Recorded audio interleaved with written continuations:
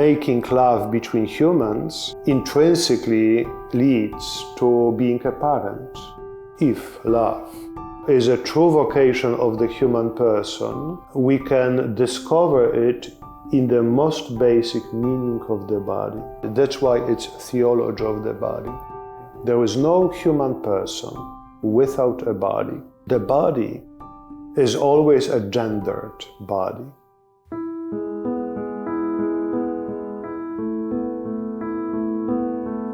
Hello friends of Collegium Voitilianum, my name is Carolina Besanic. I'm an ethicist at Collegium Voitilianum, and today I'm again joined by my friend Father Jarosław Kupczak. Hello. As we sit here for part 2 of our 4-part discussion on theology of the body. Are you ready to get back into it, Father? I am. Father Kupczak is very patient, he's very long-suffering, and we're going to get to the bottom of this discussion. Today we have 3 points. The first is, why does the body deserve respect? The second is, what does respect for the body look like? And finally, does the body have spirituality? Father, I just want to start this discussion with an observation of mine. Wojtyła has a very respectful perspective on the human body, I think. He doesn't really see it as like a St. Francis's brother ass, something that needs to be overcome through penance in order to continue serving God, but he seems to believe that the body is part of us, an integral part that deserves respect. I think Wojtyła, John Paul II, understanding of the human body is, first of all, grounded in the mystery of creation. From this point of view, the human body is part of creation in the same way that human soul is part of creation. Therefore, since all creation is good, human body that forms a unity with the human soul, with human spiritual part, and forms in this way the human person, deserves the same respect that the human soul should deserve. There is no human person without soul, but there is human person without the body. The body is part of who we are, integral part of who we are. We can't have one without the other, therefore respect for one means respect for the other. That's correct. So then that brings us in, why does the body deserve respect? In your opinion, as a part of us, you said, without the body, we need this for our mind to be in, and so it has respect. But from creation, God created the body to be respected. Is this true? Yes. Wojtyła has, the title of the catechesis that he gave himself to his reflection is Theology of the Body. So it's in his own design, it's not theology of the soul. On theology or theology of the human spirituality is theology of the human body. With the years I spent on studying theology of the body, it seems to me that the most important notion that Wojtyła has about the body is so-called meaning of the body. What is meaning, or in other words, sense of the body? The human body has a meaning, or in different ways, to put it differently, the human body has different meanings. On the one hand, we can say that human body is a physical object. It has a weight, it has a certain shape, size, and so on, every human body. So it's a physical object. On the other hand, it's a biological organism, as organism of any other living being, starting with insects up to the most beautiful animals. But human body has not only a physical dimension or biological dimension, it has a personal dimension. In other words, every human body has a personal meaning. What does it mean? The body is created and shaped in such a way that it provides all the necessary elements for us to be a human person. There is no human person without the human body.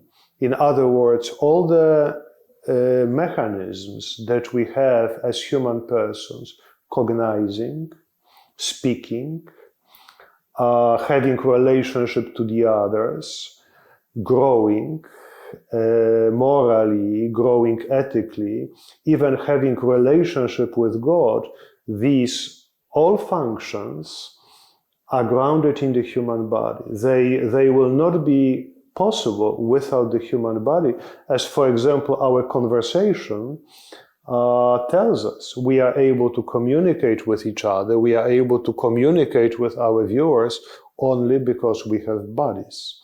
So this is a personal conversation, this is a conversation between persons, but it's all grounded in the human body. Going further, so it's a personal meaning of the human body. There is no human person without a body. But going on, we can say that human body has also other meanings. The next meaning is very important for theology of the body, is nuptial meaning of the human body. What is nuptial meaning of the human body? Well, the body is always a gendered body, right? This is always a male or female body, going back to the most fundamental biological structure of who we are. But if we speak about gender, in the world of human beings, we have to talk about love.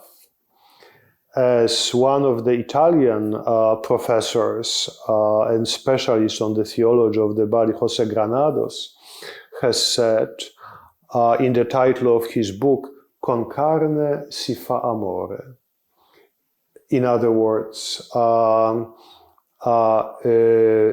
carne si fa amore, which is the body is such a thing that it serves love. And what does this mean? Well, it means that the male body does not make any sense without the female body. And the female body does not make sense in its structure without the male body. So the bodies, the human bodies in their structure direct male and female intrinsically toward each other. In the world of animals, it's called procreation, point, right? And it serves the prolongation of a species, right? But in the world of humans, it's not only a procreation and prolongation of the species, we call it love. The most beautiful phenomenon in human love. But this phenomenon is inscribed in our bodies up down to the chromosome system. So con carne si fa amore. That's what the body is for. In other words, in this most basic structure of the body, in the biological structure of the body, we can discover the vocation of the human person. If love is a true vocation of the human person, we can discover it in the most basic meaning of the body. This is the profound understanding of how Wojtyła sees the body. That's why it's theology of the body. Which frustrates me a little bit, Father, because the next point I have here is what is the connection between spirituality and the body? But then you also brought up this point about that biologically we are driven to the other. So I think that brings up the community of persons that Wojtyła talks about. So which do you think is better for our discussion at this point? We're going to leave it up to Father, guys. We're going to ask you, do you think we should discuss the connection between spirituality and the body or community of the persons? It's connected because, see, the spirituality of the body is the way in which we in which the body becomes part of our spirituality is nothing else than our hermeneutics of who we are in the world, also in our relationship to God. But this spirituality grows naturally from our reading of what the body is for. So the body, as we have said, is for communion, right? The body is intrinsically for the communion with the other person. We said about the personal meaning of the body, about the nuptial meaning of the body. The third understanding of meaning of the body in Karol Wojtyła, John Paul II, is parental meaning of the body. But now, parental meaning of the body is something that grows directly from the nuptial meaning of the body, right? Because that's how we have been shaped in the process of creation. Making love between humans intrinsically leads to being a parent, right? So in a sense, every woman and every man knows that intrinsically they have vocation to being a mother or being a father. Of course, not all of us realize this vocation in a very direct way. I have no children of myself because I am a religious person. I have chosen for some reason a different vocation, but I still think that not living in a marriage, not having active sexual life, I am also called to love, because it's a universal human vocation, and being called to love, somehow I realized my vocation to being a father, right? To the spiritual fatherhood. So in a sense, being a father and being a mother is intrinsic perfection of every human person on the way of fulfilling our vocation to love. It's not, don't you think that this is exactly the spirituality that we should talk about? Absolutely. And this actually, I love this idea that Wojtyła has of community of persons, because you have the father and the mother. And let me go off here for a second, because I too am a philosopher from the Pontifical University of John Paul II. So I got to study this very carefully. And I had the class with you on Theology of the Body. And I remember thinking of how beautiful it was that we have this intrinsic vocation inside of us that draws us to the other. And then when you have the man and the woman and they create a child, you have this little family, which, as Wojtyła says, it is a community. Yeah. It's a community of persons, and each... The most fundamental community of persons, It's right? the most fundamental community of persons, and what I think is beautiful there is that Wojtyła doesn't say the father's child, the woman's husband, because in a way they belong to each other, but they are still their own people. Yeah. Each one of them is an individual worthy of dignity, worthy of freedom, worthy of love, but they are united together by this bond of love. For me, it was personally very inspiring to sit here and look at the ideas of Wojtyła, who was Pope when he wrote this book. But again, he's a guy that came from a parish. He came from this parish where we're at right now. And he saw families, he presided over weddings, he did baptisms, and he saw families emerge and come together. And he realized the beauty that each of these family units had in and of itself, which I think it's inspiring, because he didn't come from this as just a guy in a university writing a book, but he came with experience. Yes. Yes, it seems to me that Wojtyła was able to fulfill really the most important vocation of the university professor. in such a way that he used all the knowledge he acquired through the years, decades of study, but to help ordinary people to live their lives.